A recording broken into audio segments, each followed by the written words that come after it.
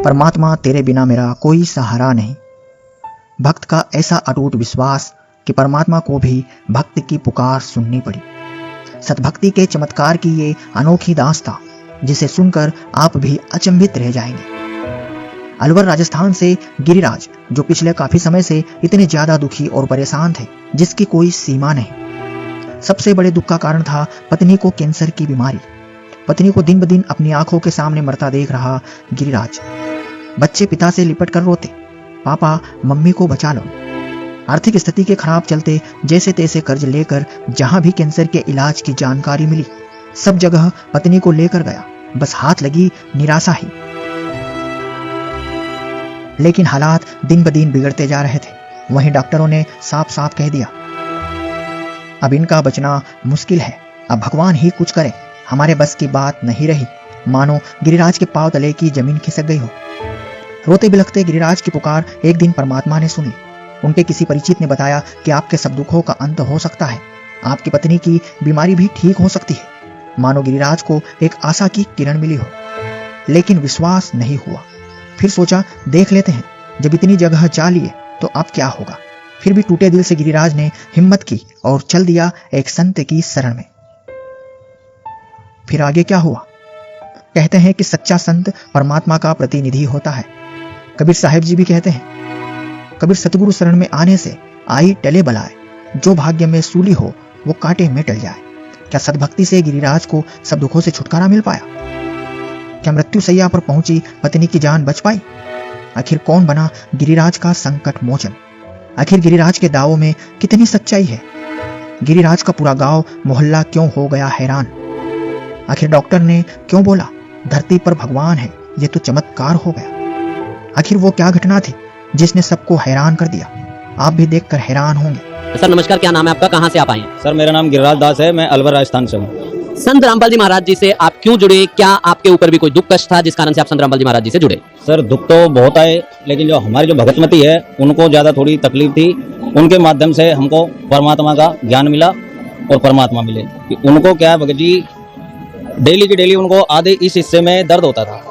वो डेली बोलती थी कि भगत जी मेरे को यहाँ पर दर्द होता है, मेरा ये वाला हिस्सा बिल्कुल सुन्न हो जाता है और मेरे सर में दर्द रहता है। तो मैं करीबन ऐसे करते करते 1 महीना टल गया और मैं हलवाई का काम करता हूँ। उस दिन मैंने छुट्टी ले ली थी कि भाई चलो मैं आज आपका पूरा चेकअप करवाता हूँ हॉस्पिटल में जाकर। तो भगत जी हॉस्पिटल जाने के बाद मैंने डॉक्टर को दिखाया तो डॉक्टर ने कहा कि भाई क्या प्रॉब्लम है? मैंने कि सर इनका जो आधा हिस्सा है उसमें ज़्यादा दर्द होता है। तो लोग कौन से हिस्से में होता है? मैंने सर ज़्यादा तो इनका जो ये आधा हिस्सा है सर के बगल वाला है, इसमें दर्द होता है। तो लोग इसका एक्सरे करवाओ। तो भगत जी हमने उसका एक्सरे करवाया भगतमती का। एक्सरे के बाद में फिर उसकी एक्सरे की रिपोर्ट आई। डॉक्टर ने करीबन आधे पौन घंटे तक उसको देखा। देखने के बाद फिर मेरे को और भगतमती को बुलाया, क्योंकि भैया आपकी मिसेज को कैंसर है। मैंने कहा सर कैंसर आपने डायरेक्ट ऐसे कैसे बोल दिया कि भाई कैंसर है? हमारी जो भगतमती है उनको जैसे उन्होंने उनसे कैंसर के बारे में बताया था उनको हाथों हाथ वहाँ पर चक्कर आ गया। चक्कर आने के बाद में वो वहाँ पर गिर गई। गिरने के बाद मैं उसको उठा के और बाहर चेयर थी तो वहाँ उसको मैंने बैठा दिया। फिर भी मैंने उससे कहा मैंने तू तसल्ली रख, ऐसा कुछ नहीं है, ये तो डॉक्टर हैं सब बेवकूफ़ बनाते हैं पेशेंट को, तो आप भेजो थोड़ा तसल्ली करो, अपन घर चलते हैं और आज नहीं कल अपन दूसरे डॉक्टर से बात करेंगे। तो सर कल मैं दूसरे दिन फिर मैं दूसरे डॉक्टर के पास गया था। उसके बाद में जाने के बाद डॉक्टर साहब से मैंने पूछा, मैंने सर मैंने ऐसे ऐसे पड़ोस वाले डॉक्टर को दिखाया था, उन्होंने इनको कैंसर बताया। तो उन्होंने बढ़िया तरीके से चेकअप किया सर। चेकअप करने के बाद में उन्होंने क्या एक छोटी सी पर्ची बना के दी मेरे को कि भैया आप ये गोली लेके आ जाओ और बहन जी को बाहर बैठा दो और आप मेरे पास अंदर आ जाना। मैंने कहा ठीक है सर। तो मैं भगतमती को बाहर बैठा कर वो गोली लेके आया, डॉक्टर साहब के पास गया तो डॉक्टर साहब ने वो गोली तो एक तरफ रख दी। इन्होंने भैया ये गोली तो एक बहाना था आपको बुलाने का, पेशेंट के सामने ये बात बोली नहीं जाती क्योंकि पेशेंट को ज़्यादा धक्का लगता है। तो सर फिर मैंने कहा डॉक्टर साहब ऐसी क्या बीमारी है इनको? तो डॉक्टर साहब ने बोला बेटा इनको कैंसर है। तो मैंने कहा सर इसका कोई इलाज? इन्होंने कहा बेटा आप ऐसा करो इसको जयपुर ले जाओ महावीर कैंसर हॉस्पिटल में। तो मैंने कहा सर खर्चा कितना आएगा? मैंने कहा बेटा खर्चा तो देखो मैं कुछ नहीं कह सकता इसमें तो पैसे का एक तरह का लुटावड़ा है और मेरी आर्थिक स्थिति भी ठीक नहीं थी। मैं उस समय 10-11 हज़ार रुपये कमाता था। तो फिर मैं किसी दूसरे से कर्जा लिया। कर्जा लेने के बाद लेकर फिर मैं भगतमती को जयपुर लेके गया था। जयपुर ले गया मैं, 4-5 डॉक्टरों ने महावीर कैंसर हॉस्पिटल में 4-5 डॉक्टरों ने चेकअप किया। उनका चेकअप करने के बाद में उन्होंने फिर मेरे को अंदर बुलाया। उनको भैया डॉक्टर साहब बोल रहे हैं आपको। मैं अंदर गया डॉक्टर साहब के पास तो डॉक्टर साहब ने बोला कि भैया ये क्या लगती है आपकी? मैंने कहा सर ये मेरी मिसेज है।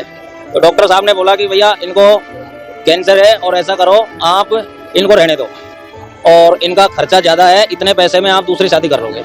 तो मैंने सर डॉक्टर साहब के पैर पकड़ लिए थे मैंने कि सर जब ये मेरे साथ में जो 7 फेरे की आई है इसने ही मेरे साथ नहीं दिया तो वो दूसरी का मैं क्या करूंगा, मेरे को तो यही चाहिए।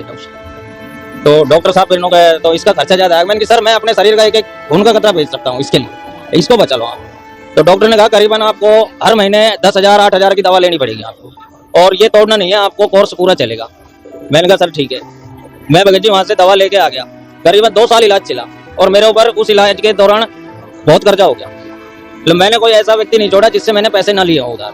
तो जरूर उन दवाइयों के असर से आपकी वाइफ का जो कैंसर था वो ठीक हो गया होगा। नहीं सर बिल्कुल ठीक नहीं हुआ, उसकी तो और ज्यादा तबीयत बिगड़ गई। जो जब कैंसर से पहले उनके इतने लंबे लंबे बाल थे सर, और सर के जब कैंसर होने के बाद में उनको इतने इतने से बाल हो गए, सर के सारे बाल उड़ गए थे। तो डॉक्टर साहब से मैंने बोला भी था, मैंने कि सर ये क्या चक्कर है। फिर लास्ट में डॉक्टर साहब ने बोला कि भैया ये तो ज्यादा से ज्यादा आपको, आप ऐसा करो पैसे मत लुटाओ, 5-6 महीने तक और कर सकते हो आप, इसकी सेवा कर लो। मैंने कि सर ऐसा मत बोलो आप, क्योंकि भैया इसमें हम क्या कर सकते हैं, हमारा तो जितना हम प्रयास है उतना हम कर सकते हैं। मैंने कहा ठीक है साहब। फिर मैं अंदर से आया तो भगतमती बोली आप ऐसे उदास क्यों हो। मैंने कुछ नहीं, डॉक्टर साहब ने बोला कि अभी ज्यादा दिन कोर्स नहीं चलेगा, ठीक हो जाओगे आप। तो भगतमती को तसल्ली दी, कोई नहीं। उसके बाद में हम घर आ गए। घर आने के बाद में मैंने मेरी बड़ी बेटी है उसको बताया, मैंने कि बेटा मम्मी को तू बताना मत, ऐसे ऐसे डॉक्टर साहब ने बोला है कि आप इसकी सेवा करो। मेरी भगत जी 21 साल की बेटी है आज, अपनी मम्मी के कपड़ों को कोड़े में भर के कोने में खड़ी होकर रोती थी, पापा मेरी मम्मी को बचा लो, मेरी मम्मी को बचा लो। तो लास्ट में आने के बाद में भगत जी क्या होता है कि हमारे जो चाचा जी हैं उनके लड़के की भगतमती है, तो उनका जो मौसी का लड़का है उसका चिड़ाई का काम करता है, उसने भी नाम लिया था। तो उसने उसको बुलाया था कि बहन जी मेरे बोरे संचार के लिए तो आप आ जाओ। तो वो बेचारी वो वहां पर गई थी, तो उसकी रीढ़ की हड्डी फ्रैक्चर हो गई थी वो भगत जी की। तो पट्टी चढ़ा रहे थे तो पट्टी के साथ साथ नीचे गिर गए थे, तो पट्टी से उसकी रीढ़ की हड्डी फ्रैक्चर हो गई थी। तो परमात्मा ने दया करी उनकी रीढ़ की हड्डी ठीक हो गई। तो उन्होंने उनको बताया, तो वो जो हमारी जो चाचा जी के लड़के की जो भगतमती है उन्होंने घर पे आके बताया कि जी ऐसे ऐसे एक परमात्मा आए हुए हैं और आप नाम ले लो और बिल्कुल ठीक हो जाओगे। तो भगतमती बोली कि ऐसा कुछ भी नहीं है। उस समय भगत जी ये राम रहीम का ये चल रहा था। उस समय भगतमती ने मना कर दिया कि मैं कोई किसी का नाम नहीं लूंगी, क्योंकि मैं चाहे भंगी की सूरी बन जाऊंगी लेकिन नाम नहीं लूंगी मैं किसी गुरु का। तो परमात्मा ने क्या रजा करी, उसको उनको विचलित कर दिया, उनको चैन नहीं आया पड़ा। तो हमारे अलवर में पास में मेव का बड़ौदा है, वहां पर एक रमेणी थी, ज्ञान चर्चा तो हो गई थी। तो रमेणी थी तो वो भगतमती आई थी, तो हमारी भगतमती को बोली चल बहन जी आप नाम ना लो तो मत लो, वहाँ सत्संग भी है और 17 मिनट की रमेणी है, शादी है, वहाँ चलते हैं अपन देख के आते हैं। भगतमती को एकदम झटका सा लगा कि 17 मिनट की शादी कैसी होती है, पंडित भी आता है, फेरे भी पड़ता है, कैसे कैसे होता है ये। तो भगतमती चलेगी, हमारी भगतमती और हमारा छोटा भगत जी है यहीं पे ही है, वो दोनों माँ बेटे चले गए भगत जी। वहां से नाम उपदेश लिया उन्होंने। नाम लेने के बाद, तो नाम उपदेश लेने के बाद आपको क्या लाभ मिलेगा? नाम उपदेश लेने के बाद में भगत जी करीबन 4 महीने बाद जब परमात्मा ने रजा करी, सतनाम की दया करी, तो भगतमती क्या है कि थोड़ी ठीक होने लगी। ठीक होने के बाद में हमको ये भी पता नहीं था कि भाई किसी के साथ खाने से हमारा नाम भी ठंड हो जाता है। तो भगतमती क्या है आसपास पड़ोसियों के साथ में वो गेहूं की कटाई चल रही थी, भगत जी वहाँ चले गई थी। तो मैंने उनको मना भी किया था। भगतमती बोले कि भाई अपने देखो कर्जा भी बहुत हो गया, अब मैं थोड़ी ठीक भी हो गई हूँ और अब तो मैं ठीक हूँ और आप चलो। मैंने कहा ना तो रहने दे। फिर भी वो चले गई भगत जी। चलने के बाद उनका नाम खंड हो गया, फिर उनको दोबारा से दर्द शुरू हो गया। तो क्या पहले नाम लेने के बाद ये सारे दर्द बिल्कुल दूर हो गए थे? बिल्कुल दूर हो गए थे सब। फिर उसके बाद में उनका नाम खंड हो गया, हमको पता भी नहीं था कि भाई नाम भी खंड होता है। तो भगतमती वहां से आने के बाद में रोने लगे। इन्होंने देखा मेरे को पैसे वैसे मत लगाओ आप, और आपने खूब पैसे लगा लिए, नाम भी दिला दिया बाबाओं का, कुछ भी नहीं है लेना देना, अब मेरे को जैसे हूँ मैं वैसे रहने दो, बस मेरे बच्चों को रखना संभाल के आप। तो ऐसे कुछ जग रही थी, कुछ सो रही थी। रात को करीब 2-2:30 के बीच की बात है। हम तो सो गए भगत जी, भगतमती कुछ जग रही थी, कुछ सो रही थी। स्वयं परमात्मा आए उनके साथ, आके उनको खड़ा किया। परमात्मा मतलब संत रामपाल जी महाराज जी खुद वहां पर आए? खुद आए थे। जरूर ये कोई सपना रहा हो? नहीं, भगतमती बिल्कुल सत्य बोल रही थी। सुबह उठ के, नहीं तो वो उठ के चाय भी नहीं पी सकती थी। उसके दूसरे दिन जब परमात्मा आए, अपनी जो काला कोट पहनते हैं परमात्मा, उसकी जेब में से इतनी बड़ी डिब्बी निकाली भगत जी, और उसमें से दवा निकाल कर हमारी भगतमती के अंदर मुंह में जहाँ कैंसर था वहाँ दवा लगा कर परमात्मा ने सर पे हाथ रखा कि बेटी अब आप बिल्कुल सूक्ष्म और बिल्कुल ठीक हो। और उस दिन का दिन है भगत जी, आज का दिन है। भगतमती को बुखार तक नहीं हुआ। ये आप कब की बात कर रहे हैं? ये भगत जी 2019 की बात है। 2019 में तो संत रामपाल जी महाराज जी जेल में थे, वो जेल से बाहर कैसे आ सकते हैं? अरे भगत जी वो तो परमात्मा है, वो तो जेल में तो अब भी नहीं है, अब भी हमारे साथ है, हमारे बीच में है। नहीं, ये पूरा इंडिया, पूरा वर्ल्ड जानता है कि संत रामपाल जी महाराज जी आज जेल में हैं, और 2014 से संत रामपाल जी महाराज जी जेल में, और आप कह रहे हैं 2019 में। आप कहाँ के रहने वाले हैं? अलवर राजस्थान के। तो 2019 में संत रामपाल जी महाराज जी हिसार जेल से अलवर पर कैसे पहुंच सकते हैं? मैं आपकी बात पे विश्वास नहीं कर सकता। भगत जी मैं इस चीज का, भगतमती हमारी यही है, मैंने भी नहीं देखा। मेरे को सुबह जब भगतमती खड़ी हुई तो तब मैंने देखा कि चमत्कार कैसे हुआ। ये खुद चाय बना के लेकर आ रही है, जबकि हम उसको चाय बना के पिलाते थे डेली, और उस दिन वो खुद उठ के हमको जगा रहे भगत जी चाय पियो और खड़े हो जाओ। कब नाम दीक्षा लिया आपने? हमने 2019 में लिया था। और 2019 में ये चमत्कार आपके? जी भगत जी। और अभी 2022 चल रहा है और आपकी भगतमती को कोई ना कोई बीमारी तो जरूर? कुछ नहीं, उस दिन के बाद में भगत जी अभी तक कोई बुखार भी नहीं आया।